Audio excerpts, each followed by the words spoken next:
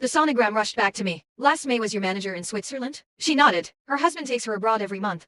Last April, I had gone through round after round of IVF. It finally worked. And then the baby was gone. I called Miller 100 times. He was in Switzerland. Afterward, he refused to leave my side as though atoning for something. Now I understood. He had already been with Scarlett. The whole time. I sent the photo of our marriage certificate to a friend. The reply came back fast. Fake. Every time I'd gone back it had all been for nothing. I sat beside my mother until morning. Mom, if I go back again will you have to go through all of this again? She didn't ask why. She just said softly, when you go back next time, I'll finally tell you where the matches came from.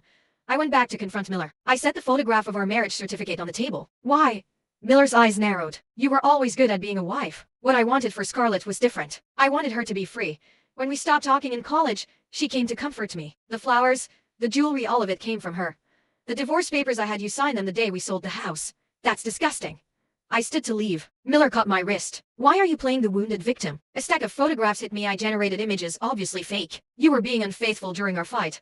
I almost laughed. I had loved this man that long. I had been that blind. Miller, have your ID people check those images. They're fake in 5 minutes. My phone rang. Samantha! Scarlett came into your mother's room. Your mother has gone into shock. I ran. Scarlett was kneeling on the floor. I only said a couple of words to your mom, and she started screaming at me. I stepped past her. That's impossible. Pancreatic cancer patients don't have the strength to fight or scream. Scarlett crumpled to the ground, clutching her abdomen. Pain exploded across my cheek. Miller's voice was merciless. You go be unfaithful and lose your own baby. And now you want to take mine too? The heart monitor began screaming. I watched Miller scoop Scarlett up and call every doctor out. My mother hasn't been stabilized yet. She took care of you every single day. Miller glanced at the hospital bed. Your mother's cooking was never that good. And I never asked for her help. A woman who raised a daughter like you, maybe the illness is karma.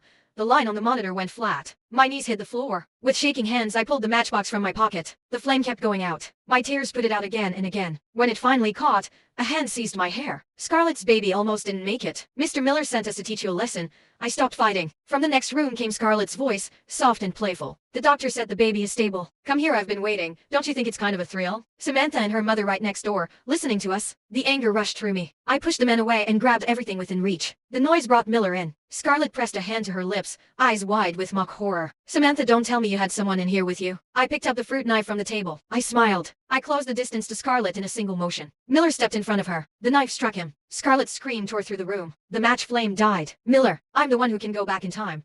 This time let's go back to before the Sats. Miller stared at me. The color gone from his face. His eyes full of something he couldn't name.